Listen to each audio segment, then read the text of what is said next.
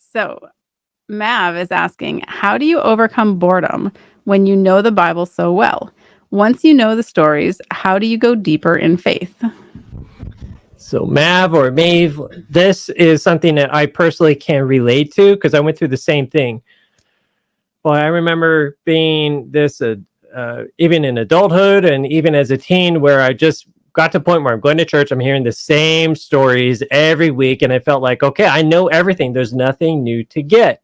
But I was making some big mistakes, and then some things happened that just totally changed my life and changed my relationship so that no longer was the Bible boring. So what I'm about to share is things that work for me. I don't know exactly your situation, but if it is similar to mine, I think hopefully these will give you plenty to work with. So giving you my top 10 list of things that have gotten me to really enjoy the Bible and have a deeper faith. So number one, read and study for yourself. Now, everybody repeats the same old stories, the same verses, same highlighted facts, same perspective, same messages.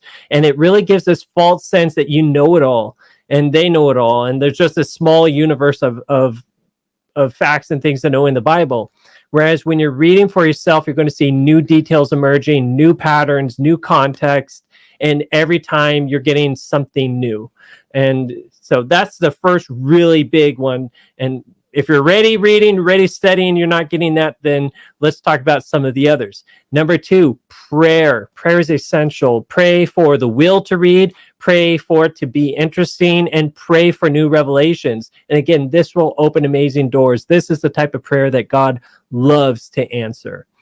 And, God says, if you ask, he will give. We receive not because we ask not. Number three is typology. This is an important concept that just blew my brain. And once I understood it and the significance of what it meant, suddenly I realized the Bible is a bottomless pit in the sense of what all it holds and the treasures to explore. It's just going to be a never-ending cave to explore. So what do I mean by typology? So this is getting into the concept of trying to understand the symbols that are going on in the Bible. And there's all sorts of symbolism. You could just look at how is light, how is fire, how is wind being used in the Bible? How about baptism? What is the meaning behind baptism or circumcision, or maybe studying the Day of Atonement, figuring out what does that mean? What is that pointing to? And typology can go beyond just these symbols to even how God has used people's stories, the stories of people, to also be kind of like symbols and tell us of something to come. So for example, we've talked before about the life of Samson and how there's many parallels between Samson and Jesus, or David and Jesus, or Abraham. Abraham's story might mirror other things. So, or take, for example, the story of Israel and how that also can parallel what's going on with the Christian church.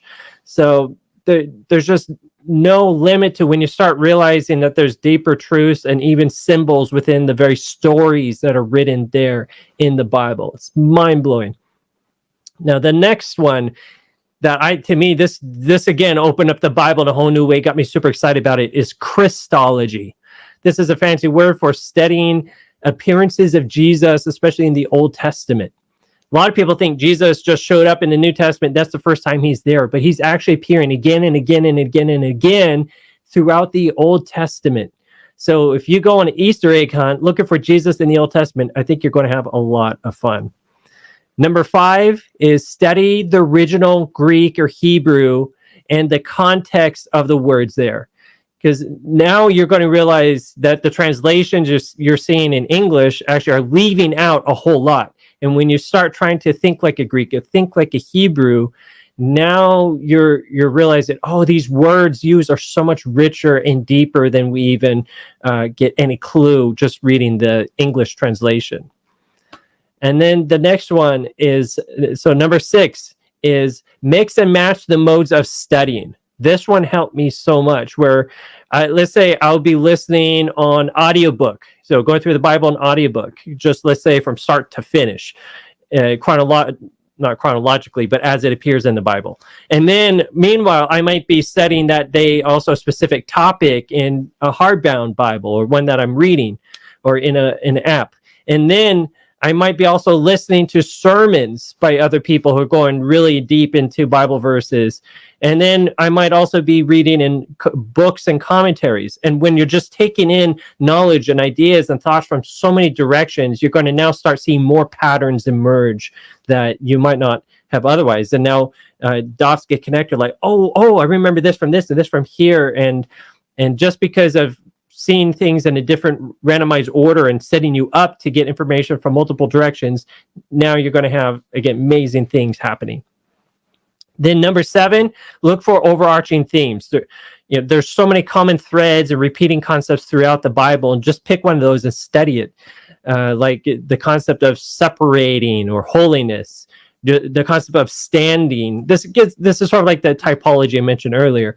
Or just look up all the Bible verses that use the word law and love together. Maybe I've done that one, and that blew my brain. And then you could just even research like people's names and the significance of name. There's just no limit to the different types of topics you can study in these repeating themes. And again, once you really master these themes, you're really grounding yourself in solid theology, because you're just seeing how the Bible's so internally consistent, and you're getting the bigger picture. Then number 8 is discover deep topics you are interested in. What are you really passionate about, even in life in general? And then try to become the world expert in those 2 or 3 biblical topics. So, for example, probably the big ones for like Winnie and I has been mental health and the law of love. And so when we're reading the Bible, we're really trying to focus on, okay, what is this verse teaching me about mental health, and this one about love? Number 9, make a treasure chest of your favorite Bible verses. So as you're reading, just gather them, store them. You could categorize them. And then when you need, you got these quick Bible studies that you could refer back to. So just think of you're going on this treasure hunt or collecting Easter eggs, and then you're storing them somewhere. And then lastly, number 10, try to make Bible studies, video content, or otherwise try to teach people the Bible. Because once you're trying to teach it, that's when you're really going to start noticing the gaps in your knowledge. And you're also going to get much more familiar with having to develop a vocabulary, building better habits of trying to understand the Bible. And that's really going to help you grow too. So that's my top 10. Hope that's really helpful. Wendy, Tina, do you have any other suggestions? Tina? Honestly, that was super on point. It was like a perfect, list of things that were super helpful. And I guess as far as, I guess I've never gone to that point where the Bible has gotten boring to me. And I've read it cover to cover. I've read it forward and back. Right now I'm reading it backwards. I read it, forward to back. I was like, let me try writing it back to front. And it's actually been really, really interesting. And so, I've been studying the Bible, every single day for like 24 years now, over 24 years. And I'm not bored. And so, I guess I can't relate in that aspect, but I guess it's because I've always found some link, something new, something deeper that I didn't see before. As I read and reread the same, passages, I still see new things. And I will say 2 things that I don't think you can ever really exhaust. The stories in the Old Testament are beautiful. Even the New Testament stories, very beautiful. I love all the stories. However, if you really want to dig deep, I'd say study the books of Daniel and Revelation, which is obviously prophecy. If you are bored with prophecy, we need to have a chat because I don't think you can get bored of the book of Revelation or the book of Daniel. They are just so deep and so complex. You really have to know the Bible inside and out to really fully understand both of those books. And I have to say, in all honesty, I don't really feel that I've mastered them at all, even though I've studied them every single day. And I've made it a point to study those 2 books specifically every day for the last 10 years almost now. And so, no, 11 years now. My goodness, it's been a long time. So again, I would say 1, study prophecy because what you're going to find is some beautiful truth. And if you are If those don't, ring your bell, I would say, study the messianic prophecies of the Old Testament and see where you can find Jesus in the Old Testament. Because when I think of the Bible, what changed my view was when somebody told me that the theme of the Bible is Jesus.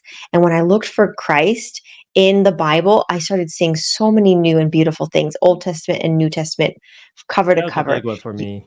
Yeah, it's just amazing. So I would just say, that would be my recommendation too, because that opened up the Bible to me in a more real and meaningful way as well, connecting to God. And so that would be what I would suggest. And again, like just read the book of Psalms. You're going to find dozens of things that you've never seen before, how they connect to Jesus. And it's so beautiful. So, and really you see him Genesis to Revelation. So that would be what I would add. And we'll give a little hint here. When you see references to angel of the Lord, many times that is referring to pre-incarnate Jesus. So have fun with that one.